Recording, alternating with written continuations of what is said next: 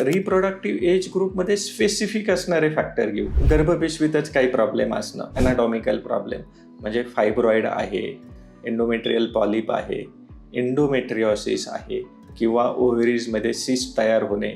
आता सिस्टचं कारण एकतर हार्मोनल असू शकतं, दुसरं एंडोमेट्रिओसिस असू शकतं किंवा दुसरे काही निओप्लास्टिक गोष्टी ज्याला कॅन्सर रिलेटेड गोष्टी किंवा बिनाईन पण असतात की कॅन्सर नसलेले पण सिस्ट किंवा गाठी असू शकतात.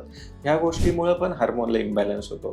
प्रेग्नन्सी रिलेटेड ब्लिडिंग, कधी कधी लोकांना पाळी लांबते. म्हणजे जनरली काय होतं की पाळीच्या वेळेसच थोडंफार ब्लिडिंग होतं आणि त्याच्यानंतर मध्ये मध्ये ब्लिडिंग होत राहतं. मग पेशंटला वाटतं की हे नॉर्मलच आहे, प्रेग्नन्सी नसेल किंवा हे कधी कधी इम्प्लांटेशन ब्लिडिंग असतं. त्याच्यामुळं प्रेग्नन्सी आपण रूल आउट केलीच पाहिजे. आपण प्रेग्नन्सी टेस्ट केली पाहिजे रिप्रोडक्टिव्ह एज ग्रुपमध्ये, जर तुम्ही प्रेग्नन्सी प्लॅन करत असाल किंवा नसेल करत. अनलेस तुमचं जर मुलंबंद व्हायचं ऑपरेशन झालं असेल किंवा ट्युबेक्टॉमी झालं असेल तरी लोकांना काय वाटतं की आपलं तर मुलंबंद व्हायचं ऑपरेशन झालंय, मग कशाला प्रेग्नन्सी टेस्ट करायची.